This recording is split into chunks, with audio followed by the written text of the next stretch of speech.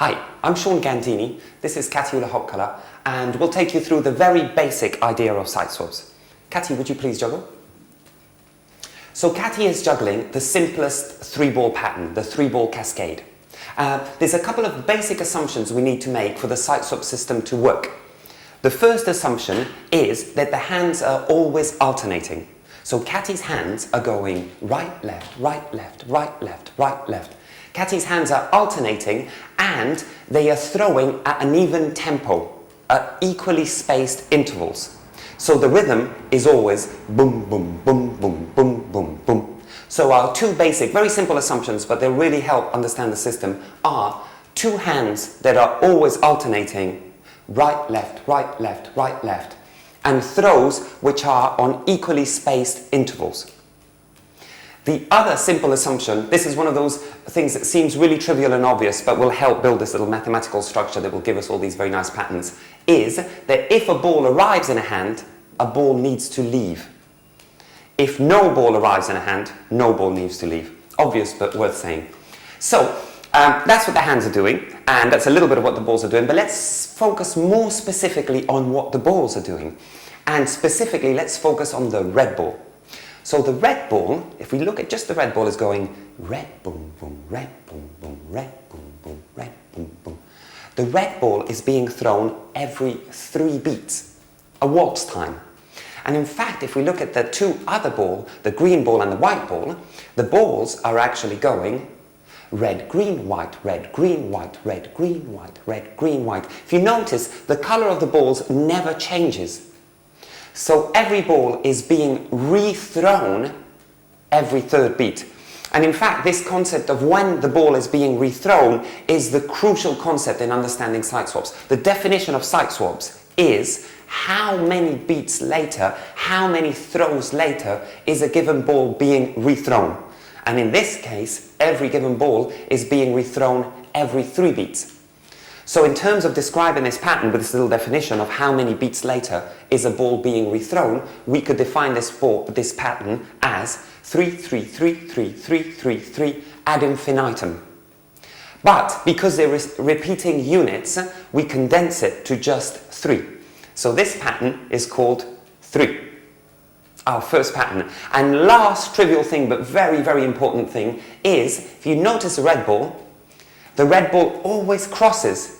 It always crosses from right to left, left to right, right to left. So we can deduct, and of course the two other balls are the same, we can deduct that 3s cross from one hand to the other.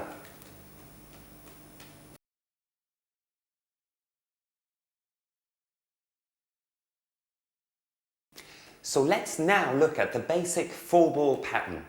The 4-ball fountain. Again, the assumptions that we set up in 3 are still valid here. Kati's hands are still alternating. They're still going right, left, right, left, right, left, right, left, right, left. And Kati is still throwing at an even constant tempo. So now let's focus again on our red ball, which is the same red ball.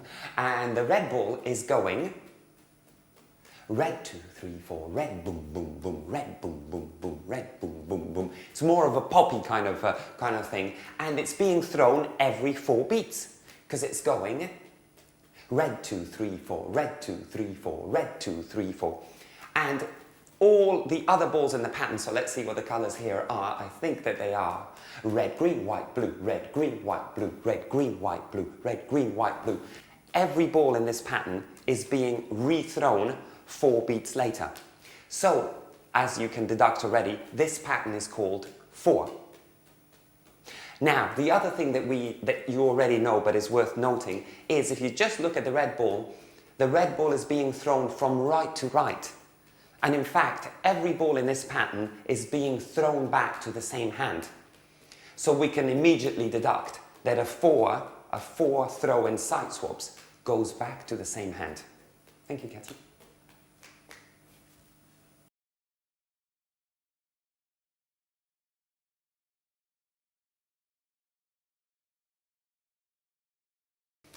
Okay, so now let's look at 5 balls, and this is the classic way of juggling 5 balls, the 5-ball cascade. And so the assumptions, same assumptions, hands alternate at a constant rhythm. And let's now look at Kati juggling just the red ball. If we just isolate the red ball, and the red ball now is being thrown, let's have a look. Red boom, boom, boom, boom, red boom, boom, boom, boom, red boom, boom, boom, boom, red boom, boom, boom, boom, red boom, boom, red boom. Every 5 beats. That's more of a contemporary classical kind of rhythm. It's a less common rhythm. And all the other balls, I'm not even going to attempt to say the colours, all the other balls in this pattern are being thrown, being rethrown. Every ball is being rethrown every 5 beats. So, obviously, we would call this a 5. Now, 2 little things to notice here. One is every ball is crossing. So if you just look at the red, it goes from right to left, left to right. Right to left, left to right. Every ball is crossing from one hand to the other. And notice that the balls are being thrown considerably higher. In order for Kati to maintain the same throwing speed, which is approximately the same now as it was in 3 and 4, Kati is having to throw considerably higher. So we can deduct from this that a 5 in Siteswaps needs to be a crossing throw from one hand to the other quite high. Thank you, Kati.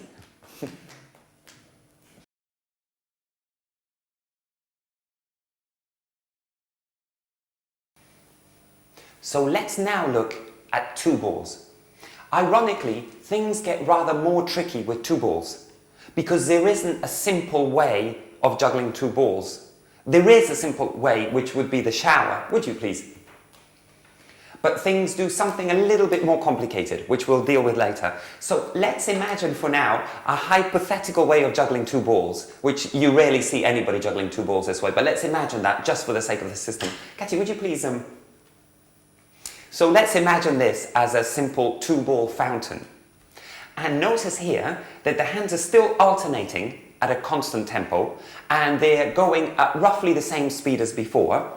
So, if we just look at the red ball which is going back to the same hand, and the 2 balls are now going red, white, red, white, red, white, red, white. It's more of an oompa kind of rhythm. It's going oompa, oompa, oompa, oompa.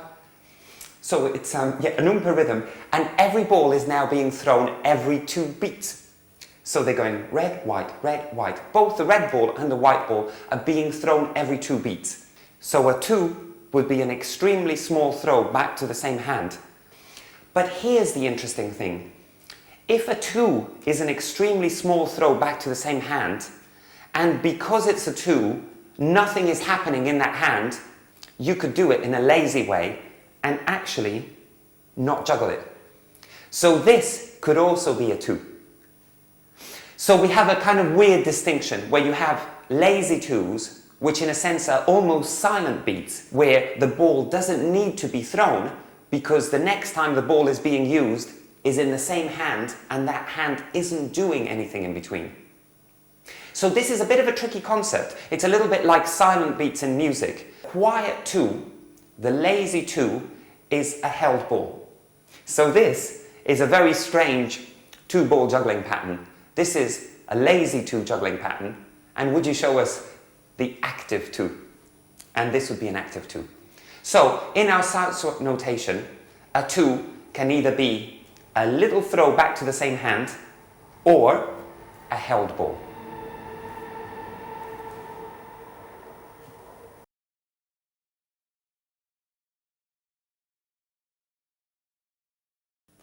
Okay, so now let's look at 1 ball. So Kati is juggling 1 ball in the accepted 1-ball juggling pattern. And if you notice here, the red ball is going red, red, red, red, red, red, red, red, red. It's kind of a techno, very basic rhythm. It's like boom, boom, boom, boom, boom. On every beat, there is a red ball thrown. So obviously we can call this a 1. And one of the immediate things that we can see is that a 1 crosses. And now the reason that you need to zap this ball across rather fast is because, remember, the definition of Siteswaps is how many beats later is a ball being rethrown. So if we want the ball to be rethrown on the next beat, we need to get it to the other hand really quickly. So a 1 is a very fast zap, a very fast hand across between one hand and the other. Thank you, Kati.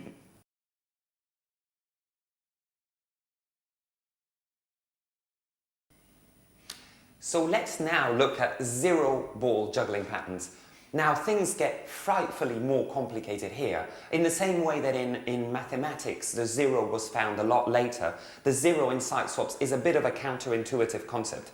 If we go back to this idea of looking for the red ball, and so Kati now is juggling the zero ball juggling pattern, and if we look how often the red ball is being thrown, the red ball is being thrown 0 times. And in fact, you could say that about every other ball in the universe. It's not being thrown by Kati at the moment. So Kati is not throwing a ball. So a 0 is an empty hand.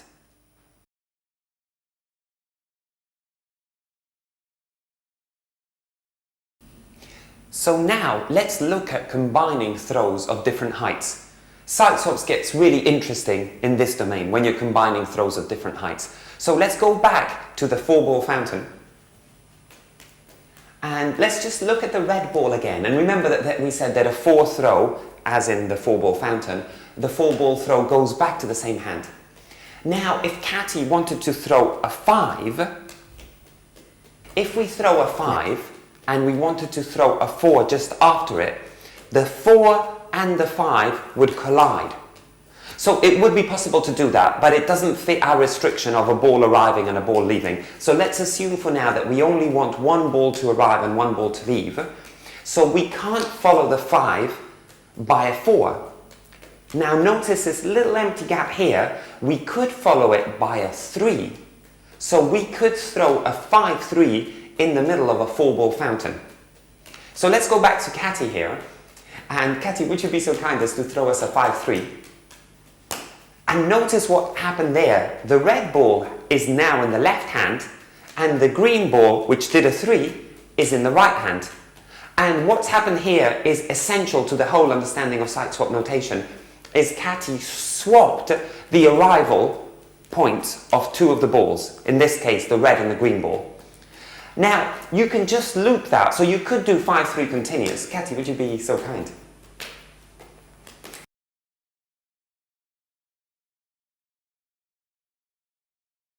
So Kati is doing 5s from her left hand and 3s from her right hand. And this is a pattern that was actually known before Siteswaps. But this is a 5-3. And Kati, could you please go back to 4? Now, more interesting than that is to put a 4 in the middle and to do 5-3-4 so that the 5-3s alternate. Would you, Kati? So this is a 5-3-4, 5-3-4, 5-3-4, 5-3-4, 5-3-4, and it's the first complicated Siteswap that we encounter.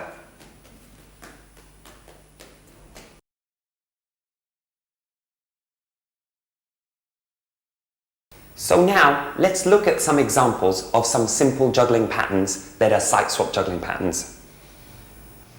This pattern is 4-0. Now remember, Siteswaps always takes into account what's happening in both hands. So this pattern, in which one hand does 2 balls in one hand and one hand is empty, really you'd want to describe it just as what this hand is doing. But because we're dealing with two-handed Siteswaps, I need to always reference back to this hand. So here I would go 4-0, 4-0, 4-0, 4-0, 4-0, 4-0, 4-0, 4-0, which is very similar to the 3-ball pattern 4-2. 4-2, 4-2, 4-2, 4-2, 4-2. And if I were to throw the 2, it would become the slightly trickier pattern 4-2, 4-2, 4-2, 4-2, 4-2, 4-2. This is a 2-ball pattern called 3-1, the 2-ball shower, the pattern that everybody knows how to do. 3-1, 3-1, 3-1, 3-1, 3-1. If we extend this pattern by adding a 2 on either side, it becomes the beautiful 3-1-2, which with lazy 2s is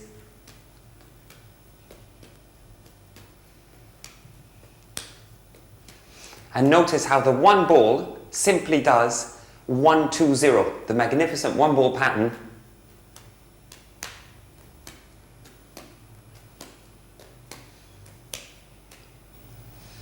This is a simple little 2-ball pattern called 4-2-0.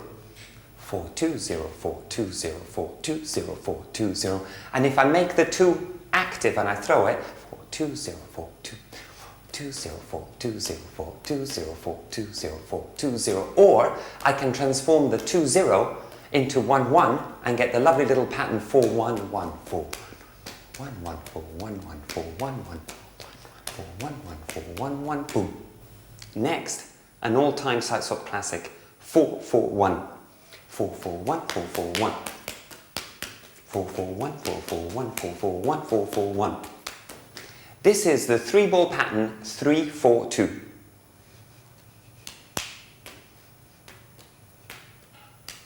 And just for clarity, 3, 4, 2, 3, 4, 2, 3, 4, 2, 3, 4, 2, 3, 4, 2, 3, 4, 2.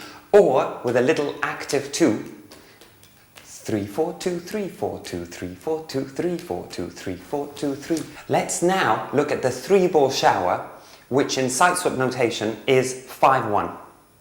5, 1, 5, 1, 5, 1, 5, 1, 5, 1, 5, 1, 5, 1, 5, 1. And if you just look at the red ball gets thrown, showered across, thrown, showered across, thrown. So the red ball spends 5 beats on a 5 throw plus 1 beat on a 1 throw. So its whole cycle time is of 6 beats. A 5 plus a 1. So let's just look at that in context. So if we just look at the red ball, it should have a 6-beat cycle.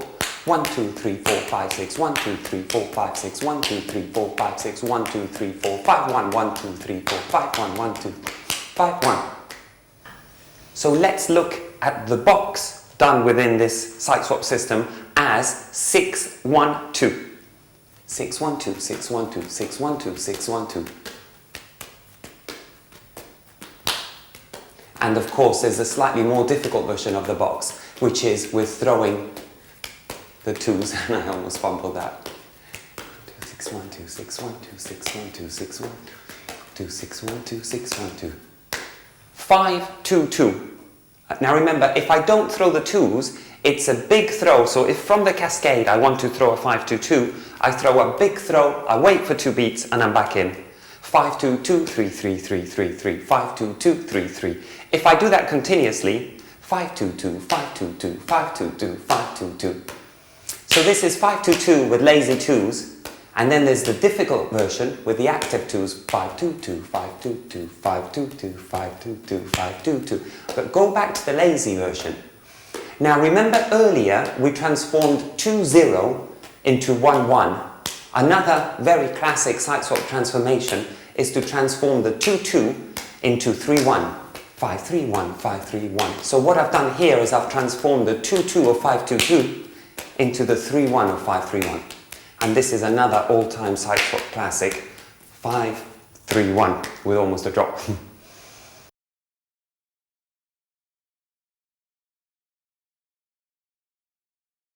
An important thing to understand about Siteswap notation is what information it gives and what information it doesn't give.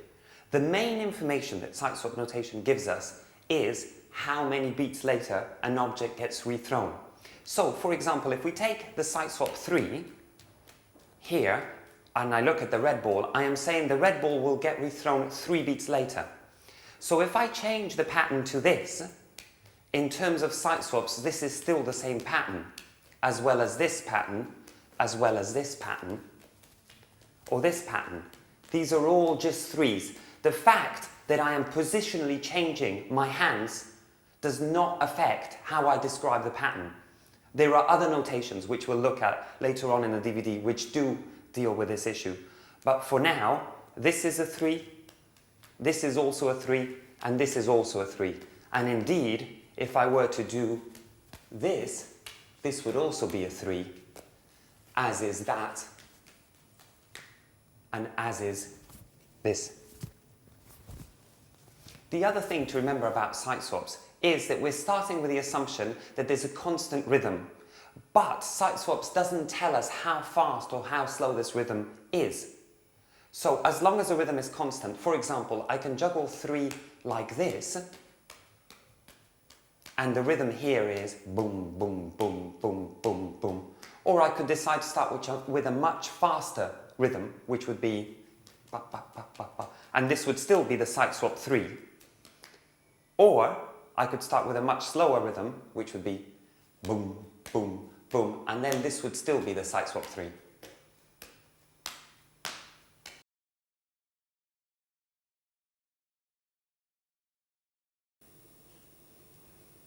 Let's now define what we call the period of a pattern. Let's look at the pattern 4-4-1, which Kati's going to juggle. 4-4-1, 4-4-1 has 3 throws before it starts again. So we call it period 3. The period of a pattern is the amount of throws a pattern has. So in this particular case, 4-4-1, which is a period 3 pattern, Kati goes right, left, right, left, right, left, right, left, right, left, right, left, right, left. So because it's period 3 and Kati has 2 hands, it starts once on the right and it goes 4-4-1 and then starts on the left and does 4-4-1. Thank you, Kati. This, the shower 5-1, is a period 2 pattern. And because it's a period 2, which is a multiple of the amount of hands that Kati has, 2 hands, it always starts back on the same hand. So it's a one-sided pattern, a period 2 pattern. And notice, Kati is always doing the 5 with the right and the 1 with the left. Of course, she could do it the other way round, do the 5 with the left and the 1 with the right. 5-1, a period 2 pattern. Let's now look at 4-4-4-0, a period 4 pattern. As we saw before with 5-1, 4-4-4-0 is a period 4, which is an even period. Therefore, it starts always back on the same side. In this case, Kati is always getting the 0 on the left and is always doing 2 balls in one hand on the right in this particular pattern.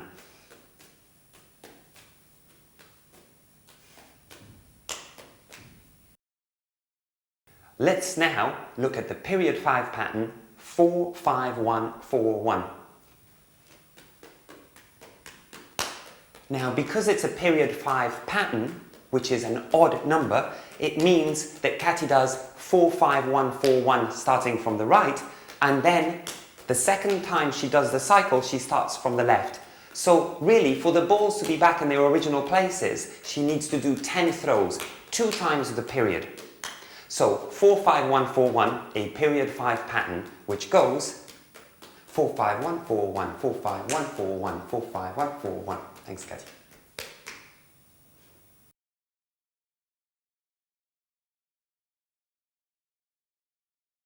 Three, 4, 2 is divided up into 2 different orbits. 2 balls are going straight up and down to each hand, and 1 ball is crossing from one hand to the other. And in fact, let's be a little bit more specific about this. Kati, do you mind making the 2 active and putting a little throw on the 2, please?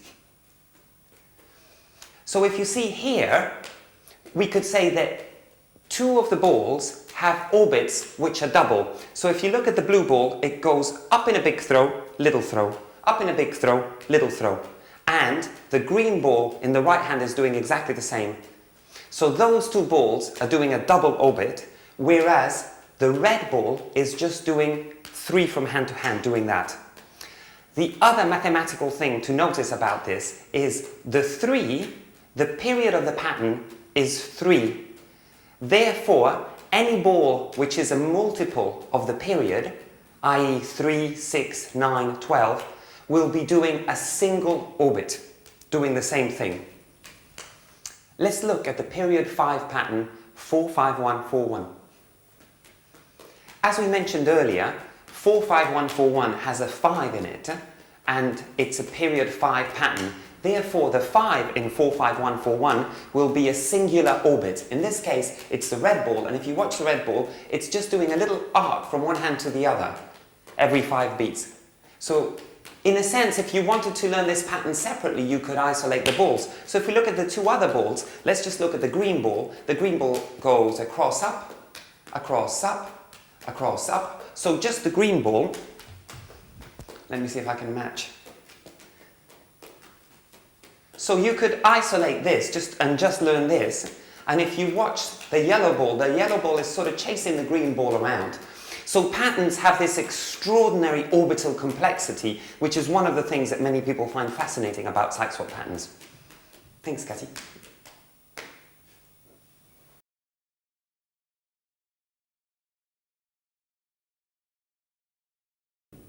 There is a further distinction that we need to make in patterns. We are going to subdivide our patterns into ground state patterns and excited state patterns.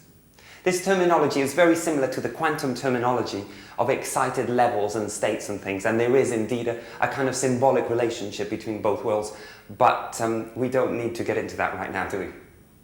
So let's go from what we call the basic ground state pattern with three objects, which is the cascade, and say Kati wants to throw one round of 4-4-1. Now, 4-4-1 is a pattern from which one can go via the ground state. So if Kati wants to do a 4-4-1 from a 3-ball cascade, Kati can just do it. There it is, the 4-4-1. In fact, let's see that again. So from 3 to 4-4-1, you can just do it. So 4-4-1 starts off as a ground state pattern. If, however, Kati wanted to do 5-1, the shower, 5-1 is not a ground state pattern, it's an excited state pattern. So if Kati wanted to throw a 5 from here, and then do the 1, because remember the shower is a 5-1, so Kati's just thrown a 5 from her right hand, and she now would have to do a 1 from the left. However, there's already a ball in the left, so she can't do it. So it's not possible to just do 5-1 from 3. You need a transition into the pattern, and therefore a transition out of the pattern. There's an infinite amount of transitions in and out, and obviously some of them will be frightfully complex and some of them will be simple and concise. What we've done in the DVD is we've tried to look for what we considered the simplest way in. Let's look at a couple of different ways of going from the 3-ball cascade ground state into the shower, 5-1. The first one will be a get in of 4 and a get out of 2. And if Kati wants to do a right-handed shower, she'll need to do the 4 with the left in order to get into the shower. So that was 4 to get into the 5-1, and the 2 will just be a little 1-beat break, and she's back in. Let's see that again. 4, 5-1, 5-1, 5-1, and a little 2 to get out. So that's a 4 to get in and a 2 to get out. And in the DVD, we've made those numbers a different color and separated them slightly. So whenever you see a number that has a different color on each side, that's the get in and the get out of those particular patterns.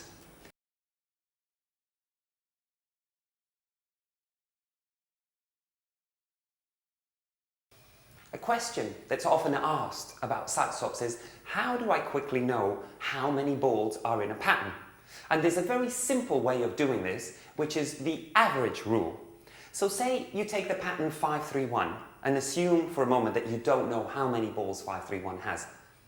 5-3-1 is a period 3 pattern. So the simple rule is as follows. You add up all the numbers in a pattern and divide by the period, and that will give you the amount of balls. So 5 plus 3 plus 1 is 9, divided by period 3 tells me it's a 3-ball pattern. Let's look at the pattern that Kati was juggling earlier, 4-5-1-4-1. 4 plus 5 is 9, plus 1 is 10, plus 4 is 14, plus 1 is 15, divided by 5, that gives me 3.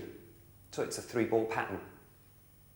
The other interesting thing about this rule is if somebody says to you, the pattern 5-3-5, how many balls does it have? So 5 plus 3 is 8, plus 5 is 13, divided by 3 is 3.3, and all of a sudden you get into decimals, and therefore for two-handed Siteswaps, these are not valid patterns. So if, when you perform the average on a Siteswap, you get a fractional amount, this immediately tells you that this is not a valid Siteswap. And a thing to remember is, not all sequences of integers are valid Siteswaps. However, the opposite is also not true. If you take a sequence of integers and get a valid average, for example, 5, 4, 3 gives you an average of 4, so you could think that it's a valid 4-object Siteswaps, but the 5 and the 4 collide. So it's not a valid Siteswap.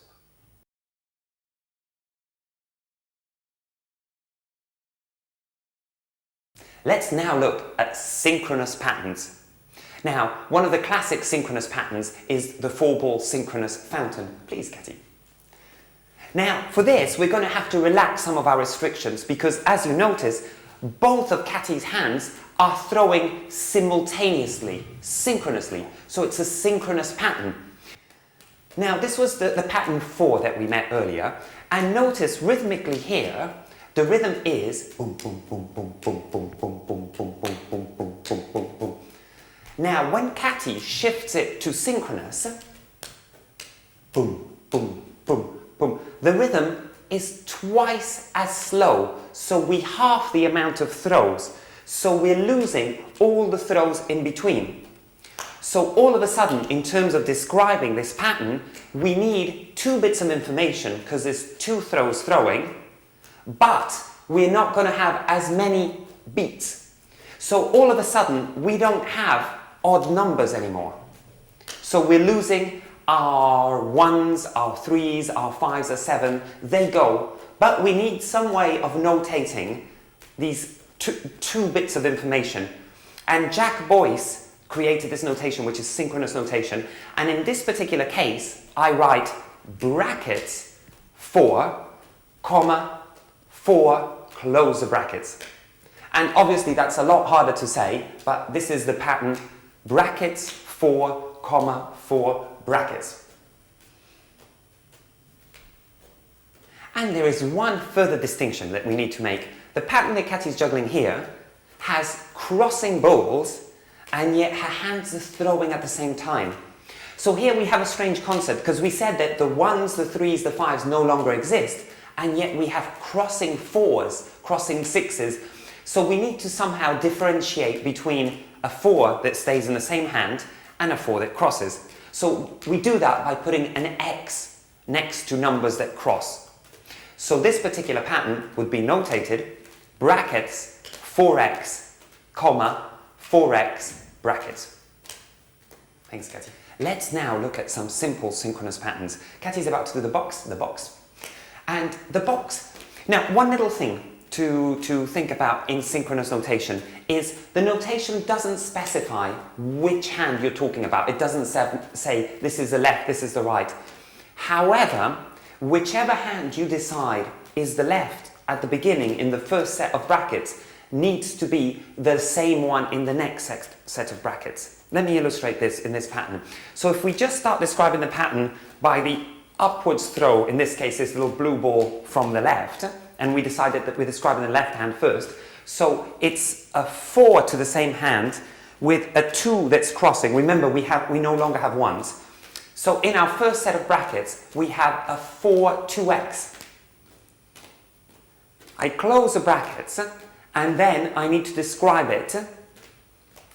And remember, I need to look at the left first. So the red ball is going up, but it's the left hand I need to describe in the brackets first.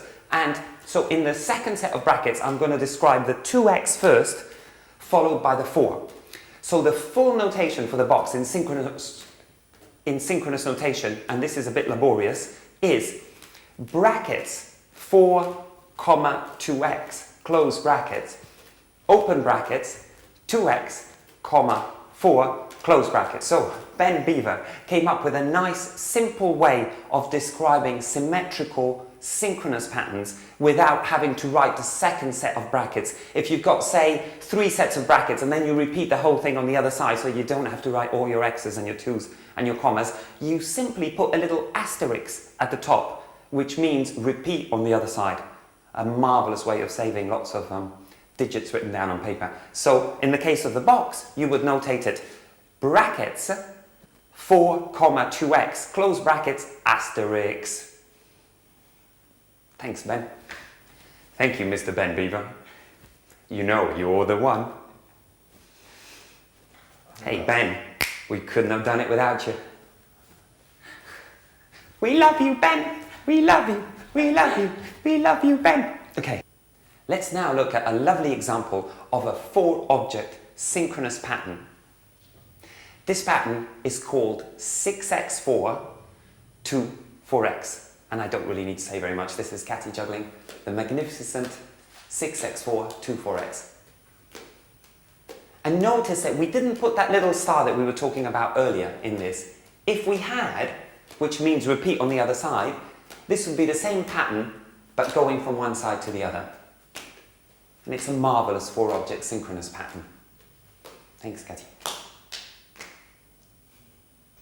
Let's now look at a magnificent pattern which is called 6x4, and in fact it is, when jugglers discuss this pattern they talk about it as 6x4. Strictly speaking it's 6x4 asterisk, repeat on the other side. It's a 5-ball synchronous pattern which Kati's about to do, and just a couple of things to notice about this pattern. The first one is that the average rule that we were talking about for the asynchronous patterns, the patterns where the hands are working asynchronously, applies to this as well. So in the case of 6x4, if I just take that as a unit, 6x4, 6 plus 4 is 10 divided by 2 tells me it's a 5-object pattern. And the other thing is 6x4 has a 4 in it, and it's a period 4 pattern because remember it repeats at 6x4 and then it repeats on the other side, so it's 4 6x. So because 4 equals a period, the 4s will be doing single orbits and just going up and down. In this case, it'll be the red balls, which are just literally going up and down and staying in the same hand.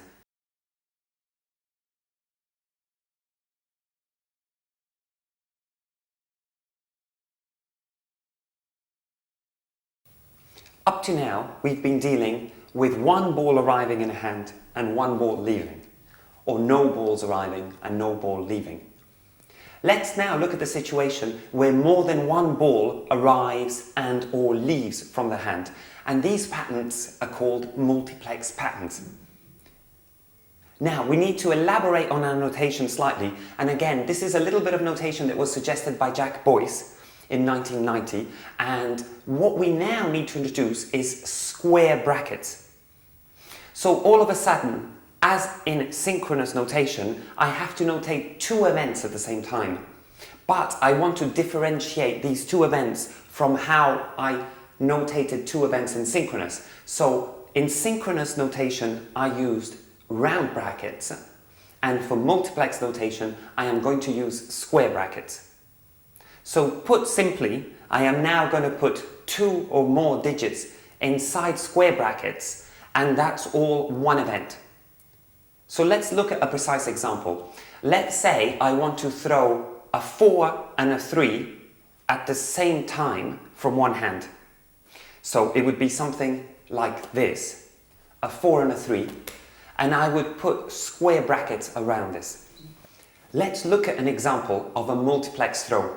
There's a beautiful pattern called Gatto's multiplex, popularized by the great American juggler Anthony Gatto, which is a 5-object pattern which contains square brackets 5 4.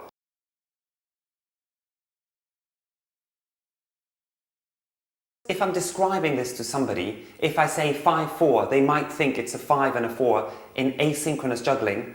There's a convention that's been adopted which is to call this a 54. And what it means is a 5 and a 4 at the same time. So a 54 multiplex.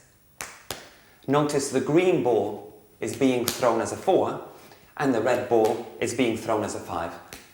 And then the rule that the 5 crosses and the 4 stays in the same hand still applies. So this would be a 54. 21, 11, 31,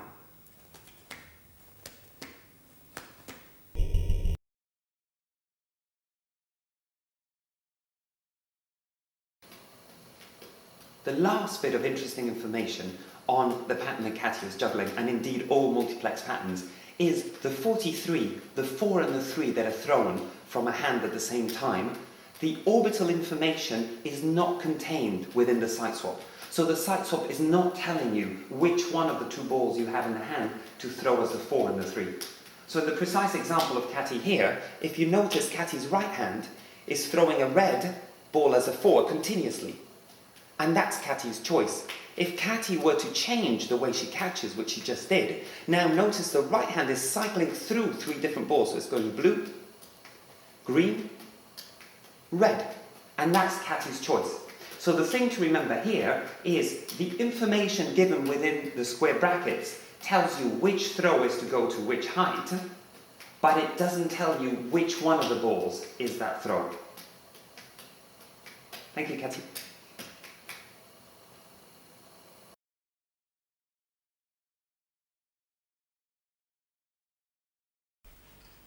So let's look at a simple 4-object pattern that's a synchronous multiplex pattern.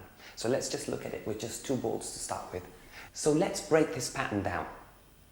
I'm going to start by throwing a 6x4.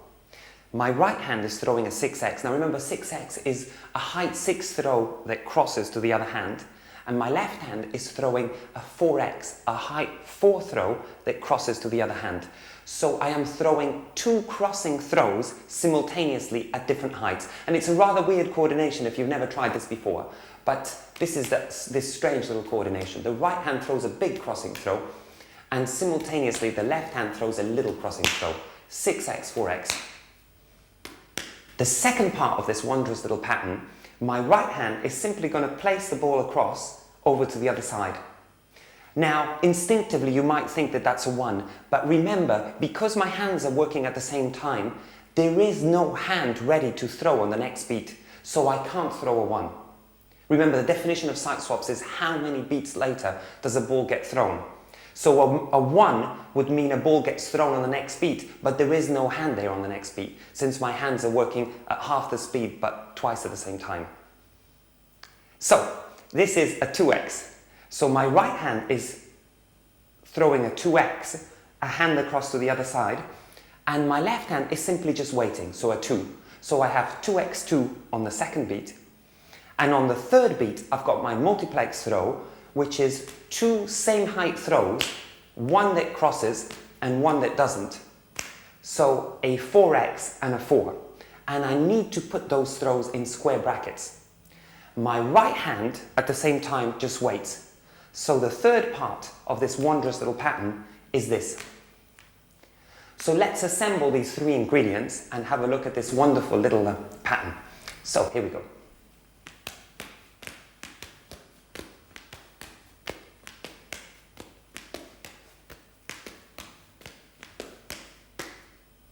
A wonderful synchronous multiplex 4-object pattern.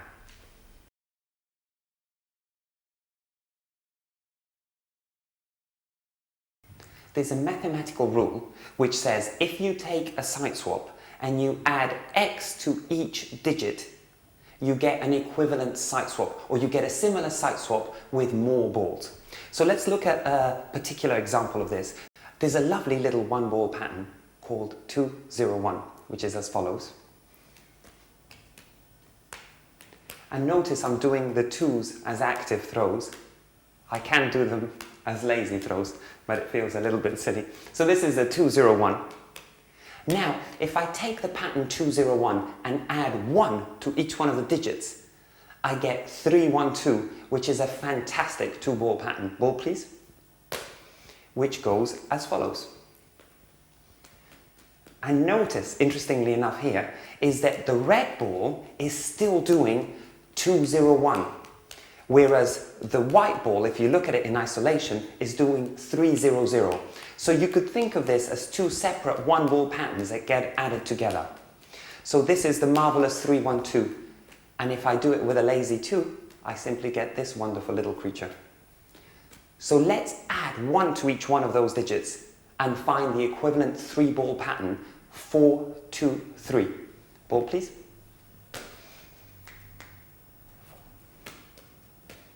So this is 423, which we met earlier, and this is 423 with the 2s thrown.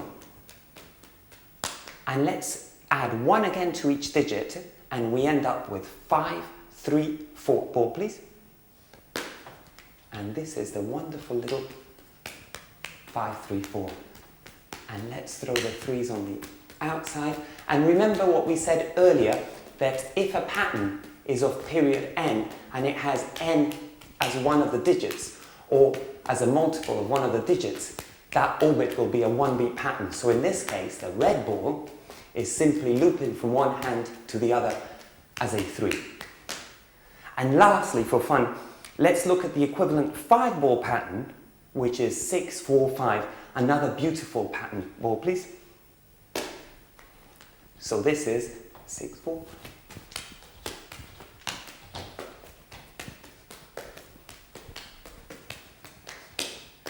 So that's the equivalent 5-ball pattern. And obviously you could, skill allowing, keep going ad infinitum. We can also add the period to any of the digits and get an equivalent pattern with one more ball. So let's look at a precise example. Let's go back to this wonderful little 1-ball pattern, which was 201, which is the pattern that goes like that. So 201. 201 is a period 3 pattern. So I can add 3 to any of the digits and get a similar-ish 2-ball pattern. So if I add 3 to the first digit, to the 2, I end up with 501. 501. And notice, orbitally, 501 is a fascinating little pattern in that the red ball is being thrown and then showered from the left to the right, whilst the green ball does exactly the same thing in a cannon from the right to the left. Now 501, if I wanted an equivalent pattern, say I want a pattern where those 2 balls do exactly that, but there's another ball in there, so I'll take the 0 and I'll add the period, so it becomes 531. Ball please. Now I want the new ball that's just arrived to be thrown as a 3, so 531. Now notice the red and the green balls are doing exactly what they were doing before, but the 0 has been replaced by a little ball just going from hand to hand. 531. And let's repeat that transformation. Let's take 531 and add a 3 to the 3. So let's just briefly look at this 531 and notice I've got the red and the green ball doing this 5-1 orbit in opposite directions, and I had a 3 just simply looped, but I've added a 3 to a 3 to transform it into 5-6-1, which means that I will have 2 balls doing the same thing, which will be 6s. Ball please. And let me see if I can get my colours right here. So I want my white and my blue to be outside, and I want my green and my red to be inside. Let's see if this works. So as you can see, let me just say, as you can see, you've got a white ball and a blue ball on the outside going up and down as 6s. I've got a red and a green on the inside going round and round in the same pattern as 531 and 501.